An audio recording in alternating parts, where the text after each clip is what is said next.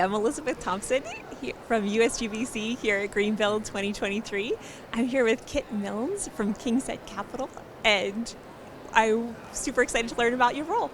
Yeah, so as the VP of Sustainability and Resilience at Kingsett Capital, I'm at a high level charged with developing and executing our ESG strategy across the funds, at our assets, and across our corporate operations.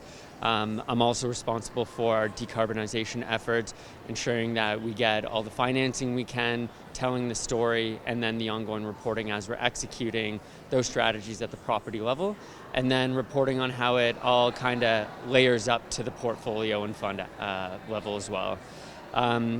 On top of that, I'm responsible for kind of all of our third-party reporting, our annual ESG report, our submission to GRESB, and other things like UNPRI and our GRI reporting, things like that.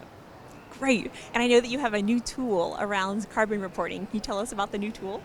Yeah, so new tool for the market. We released it in June of this year for anyone to download for free, but it's taking Kingsett about 3 years to kind of trial and error, and more versions than I have fingers and toes, just to make sure we got it exactly right. We're considering all the necessary metrics when we're talking about what financial impacts do we need to report on, do we need to run sensitivity analysis on when we're looking at a decarbonization strategy for our building. So that's everything from the cost of carbon, if you've got a carbon tax in your region, to what kind of efficiencies are you going to be gained by the technologies you're putting in place. In a lot of cases, we see by electrifying and getting rid of natural gas and steam and using heat pumps, we're looking at a 300 to 500% efficiency boost alone. So that helps balance the cost as we're switching from a cheaper fuel source or cheaper energy source to a more expensive one. Wonderful. So you're doing that at everything from the largest possible scale as you look at all of your properties all the way down to each asset level, and you have some pretty good strategies around how to decarbonize. Are there any particular strategies that you can talk to? Yeah, so we've got a couple that have already been executed and several more in the pipeline. Some of these assets are located in downtown Toronto, where there's a district energy loop that supplies deep lake cooling to the building. So we're tapping into that to get essentially free low carbon cooling, or passive low carbon cooling, I should say. And then otherwise for the heating plants, we're using heat pumps, and on our new builds, it's more geothermal where we can. In downtown cores, if you have a subway running beneath you, there's a lot of legal requirements, what you can and can't do, so it's not so much a viable option in existing buildings in downtown cores. But when you start to get to more of like the suburban, rural areas where you have a bigger footprint and nothing below you, geothermal makes a lot of sense. That makes a lot of sense as you picture a site and what resources you have access to. Within the urban downtown cores, are there other strategies that you use? Yeah, so all of our decarbonization strategies are not a simple one and done program. They usually have about 4 to 5 to 6 projects being executed at the same time.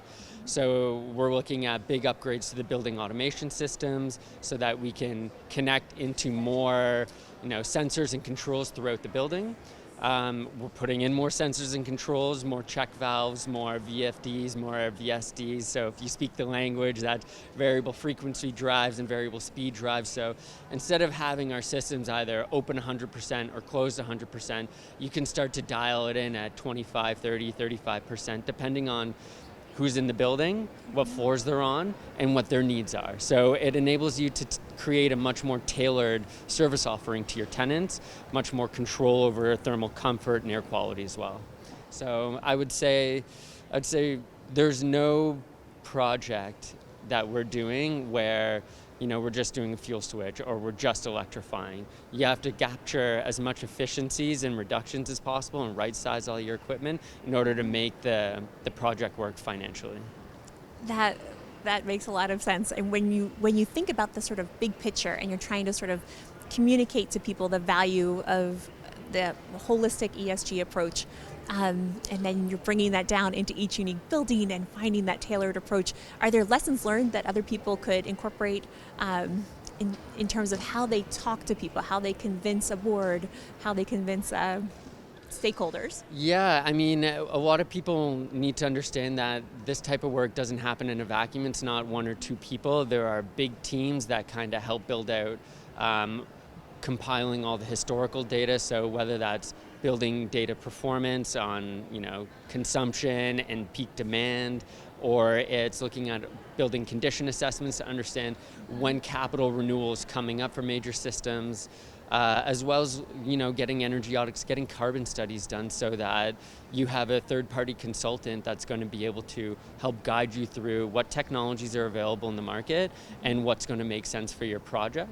And then you take all of that information, start running through different sensitivity analysis of, well, what if carbon taxes go up? What if they disappear? What if natural gas spikes 100% and then drops 35%? All of these things are what investors are looking for, that you've double checked and they're going to ask you on. So whether it's operating costs, whether it's amortization of the new systems, how much it's going to put you, increase the overall rents and requirements that you put on your tenants.